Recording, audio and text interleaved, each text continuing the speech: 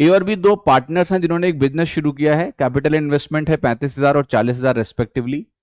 C join करता है इस बिजनेस को इस कंडीशन पर कि वो प्रॉफिट को बराबर बांटेंगे, और इसके लिए सी 1,20,000 रुपए ए और बी को देने वाला है total.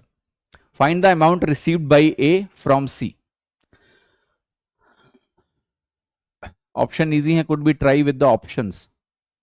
You can try with the options, but option checking जितना आपको इजी लग रहा है, क्योंकि आपको उत्तर भी पता है, उतना एग्जाम में चेक करना इस पर्टिकुलर केस में पिछले सवाल में नहीं होने वाला है।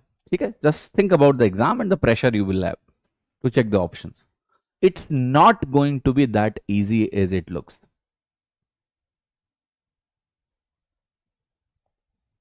ठीक है, समझ में आ गया नहीं?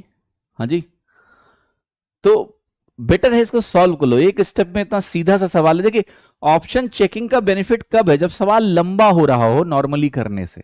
अगर आपकी अंडरस्टैंडिंग क्लियर है तो वैसे ही जल्दी हो जाएगा, इसमें ऑप्शन क्यों चेक करना। ठीक है, ऑप्शन चेक करने में वर्स्ट केस में आपको हो सकता है 3 ऑप्शन चेक करने पड़ जाए।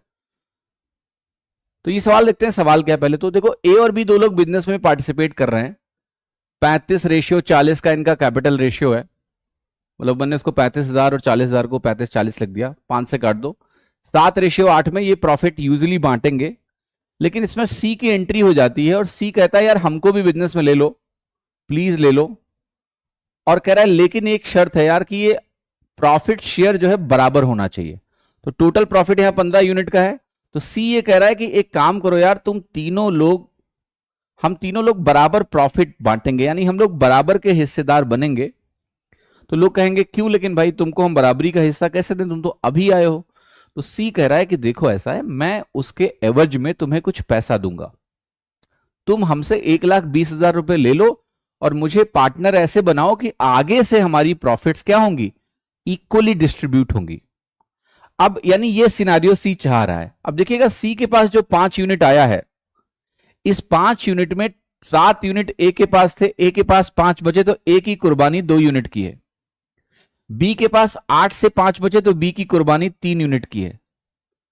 अब जो 1,20,000 रुपए आए वो ए और बी में 7:8 के अनुपात में नहीं बंटने वाले हैं, ना ही इक्वली बंटने वाले हैं। वो 1,20 जो आया है, जो ये लोग अपने घर लेके जा सकते हैं क्योंकि सी ने इनको दिया है, ये इस रेशियो में बटेगा कि भाई किसने इस बिजनेस में कितनी कुर्बानी करी है। आप एक चीज सोचो कि बी यहां 50% से ज्यादा का शेयर ले रहा था, या बोले ए से ज्यादा शेयर ले रहा था प्रॉफिट का। यहां वो ए और बी बराबर हो गया, यानी बी अपने प्रॉफिट शेयर में नुकसान झेल रहा है। तो बी जो इस मिले हुए पैसे में सबसे ज्यादा लेके अपने घर भी जा रहा है। आप देख लो, सबसे ज्यादा इसने कंट्रीब्यूट किया है सी को बराबर पार्टनर बनाने के लिए, इसलिए बी सबसे ज्यादा लेकर जाएगा। अब ए इस अमाउंट में कितना अपने घर लेके जाएगा, तो बहुत सिंपल है, आप कहोगे टोटल 5 यूनिट है, ये 1,20 के बराबर है, तो 1 यूनिट किसके बराबर होगा, आप कहोगे 24,000 के बराबर होगा। तो ये दो, ए का 48,000 बनेगा और बी का 84,000 बनेगा, 24 या 72,000 बनेगा, सॉरी। पूछा क्या है ए का, तो 48,000 आपका हो गया। 48,000 अपने घर लेके जाएगा। ठीक है, 4800 नहीं, 48,000। हाँ जी, अच्छा सवाल है।